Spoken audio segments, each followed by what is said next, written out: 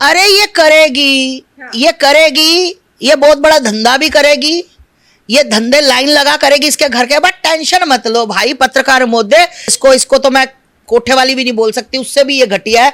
वो अपना मतलब क्या क्या करती है कि हाँ हम कोठे वाली हैं भाई। इसकी जो वीडियो आ रही जो वहां पे धंधा करती थी, कौन सी सेवा की? सीमा हैदर का केस पकड़ लिया, सेवा की?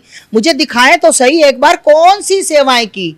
निर्भया कौन थी? मुझे तो सबसे पहले वो जवाब चाहिए कि निर्भया कौन थी, तब सेवा कहाँ गई थी? ये तो डांसर थी। ये देखो बेशरम महिला, ये शर्म जिसको लज्जा नहीं शर्म नहीं, डूब के मर जाए ये महिला। और भाई देखो भाई ने बहन किसको बनाया?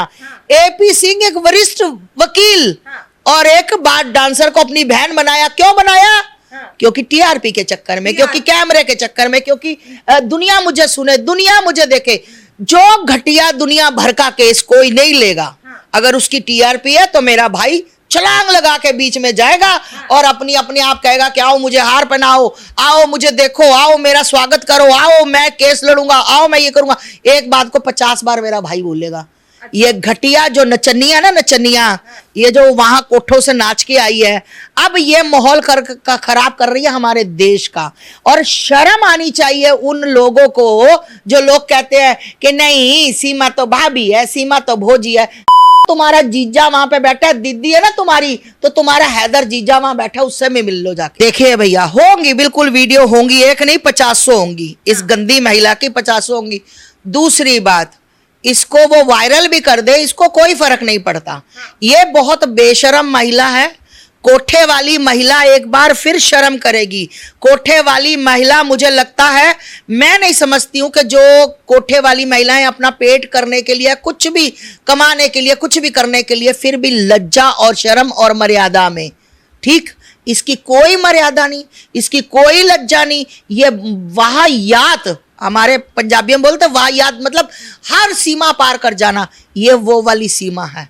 इसके उठाकर 50 जूते इसके मुंह पे मारने चाहिए। और भैया ये तो वो वाला शुद्ध देसी घी है जो पूरा गांव मजे ले रहा है, डाल डाल के इसमें ले, गांव डाल रहा है सीमा में, पूरा गांव डाल रहा है, सीमा में आस पड़ोसी डाल रहे हैं, सीमा में इसका भाई डाल रहा है, सीमा में जो मीडिया वाले मजे लेने डाल रहे सारे डाल रहे हैं, वो डाल रहे हैं ना सीमा के अंदर, मजे ले रहे हैं। क्योंकि भाई ने कहा शुद्ध देसी घी, पूरे जहान का गंद खाकर, पूरे जहान से अपनी ऐसी तैसी करवाकर, पूरे जहान से पता नहीं क्या क्या कर्म करके, गंदे कर्म करके, पता नहीं कितने लड़कों के साथ करके यहां तक पहुंची, इसको बता रहे शुद्ध देसी घी। मैं तो कहती इन भाई बहनों को देश निकाला दे देना चाहिए, देश निकाला दे देना चाहिए ऐसे लोगों को जो सनातन की संस्कृति को सिर्फ और सिर्फ गंदा करने पर तुले। जिल तो करता है, जूता उतार कर मुंह पर मारो। लेती होगी भैया 10 क्या, ये 20 भी लेती होगी। अब जिन पुरुषों को गंदी लत लगी है वो 10 क्या, वो 20 भी देंगे। जिसको इसकी लत लग गई, अच्छी लगी, तो वो देंगे, देती होंगे, लेती होगी बिल्कुल। भैया एक बंदा झूठ बोल सकता है, 2 बोल सकता है, 3 बोल सकते हैं, सारी दुनिया, सारा पाकिस्तान झूठ बोल रहा है। ये सती सावित्री, इसने तो हमारे धर्म को गंदा कर दिया कि ऐसी नचनिया हमारे धर्म में आ गई, कोठे वाली हमारे धर्म में आ गई, है ना। और देखो सबसे बड़ी, जब हमारे पे विपता हो, हमें कोई ट्रोल कर रहा हो, हमारे पे मुसीबत हो, तो हम मतलब हंसना नहीं जानते, हमें दुनिया भूल जाती है। ये तवाइफों की तरह देखो कैसे, अरे ये करेगी, ये करेगी, ये बहुत बड़ा धंधा भी करेगी, ये धंधे लाइन लगा करेगी इसके घर के। बट टेंशन मत लो भाई पत्रकार मोदे, ये जो तुम्हें ये जो झुंगड़ू सा, बांदर सा, लप्पू सा नजर आ रहा है ना, मारू जूती निकाल के इसके मुंह पे। ये अगर ये तुम्हें 6 महीने साल बाद ये तुम्हें नजर आ जाए, इसके साथ नजर अगर आ भी गया लोगों के डर से, तो ये तुम्हें जूते साफ करता, ये उसकी कंघी करता, ये रोज जूते खाएगा। जो आज उसका पति परमेश्वर बना हुआ है, मेरा तो चचिन चारा कुछ वो आलू का पलौंथा, पानी का गिलास, चीमा तेरी याद में भूख, ये जूते खाएंगे, सारा परिवार जूते खाएगा।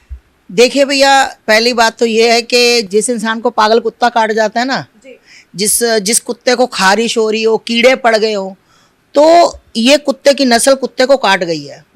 ये स्टालिन एक कुत्ता है, कुत्ते की नस्ल है। तो एक खुरक वाले ने, एक खारिश वाले ने, एक कीड़े वाले कुत्ते ने इसे काट लिया, तो इसलिए ये भौंक रहा है। ठीक है, तो ये जो ज्यादा भौंकते हैं ना वो जल्दी खत्म हो जाता। अब इसका समय आ गया है, ठीक, जो ऐसे कुत्ते भौंकते हैं ना, उनकी परवाह नहीं करनी चाहिए। सनातन आज का नहीं है, सनातन युगों युगों से है। ना तो किसी कुत्ते की औकात है इसको खत्म करने की, ना कोई कर पाया। ये लोग भौंकते इसलिए भैया क्योंकि सनातन का नाम लेने से टीआरपी बहुत होती है। तो ये टीआरपी के चक्कर में कि इसको कुत्ते को कोई जानता नहीं था, ये पूंछ मड़े को कोई पहचानता नहीं था, आज जब इसने देखा कि मुझे तो, मैं मंत्री भी हूँ और मंत्री का इतने बड़े का बेटा हूँ, तो हमें तो कोई जानता ही नहीं। हमने तो भाई आप पत्रकारों के मुंह से पहली बार इसका नाम सुना, हमने तो इस घटिया इंसान का कभी नाम नहीं सुना था। तो कहने का मतलब है जिसकी कुछ औकात नहीं होती ना, जिसकी कुछ औकात नहीं होती, तो डेंगू, मलेरिया, मगरमच्छ, फलाना ढमकाना भौंक रहा है, तो सिक्योरिटी क्यों बढ़वा ली भाई? क्यों सिक्योरिटी बढ़ाई? ये कहीं ना कहीं इसके अंदर डर और टीआरपी का चक्कर कि मुझे टीआरपी मिल जाए, लोग मुझे देखे। स्टालिन ने कहा, अरे आप कसम मानो, मेरा मंदिर सामने है, कि मैंने आज तक इसकी बाइट नहीं देखी। ऐसे घटिया लोगों को मैं तो फेसबुक पर अगर गलती से सामने आ जाए तो फटाफट आगे कर देती हूँ, क्योंकि जो राम का नहीं ना, वो मेरे किसी काम का नहीं। ऐसे घटिया लोगों के हाथ में, मैं अभी आपको एक चीज दिखाती हूँ, रुको। ऐसे घटिया लोगों के हाथ में ये छुंछना दे देना चाहिए। ये छुंछना बजा, स्टालिन ये तेरे लिए खरीदा मैंने, घटिया इंसान, ये ले ये डमरू।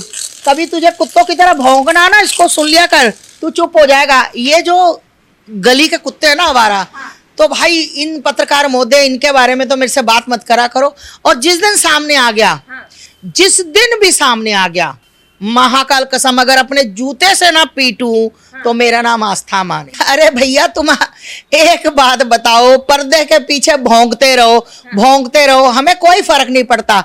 अगर तुम्हारी औकात है तो भाई सामने आओ, तुम्हारे हाथ में चुनचुना ना दे दिया तो मेरा नाम आस्था मानी। इनकी औकात नहीं है। ये तो मैंने ये सोच रखा है कि हमारी गली के आवारा कुत्ते हैं, जिनको खुजली पड़ जाती है, जिनके वो बीमारियां चल जाती, ये वो वाले कुत्ते, इनकी औकात नहीं है भाई। अगर जिसकी हिम्मत होती है ना, वो सीना ठोक कर सामने जाता है।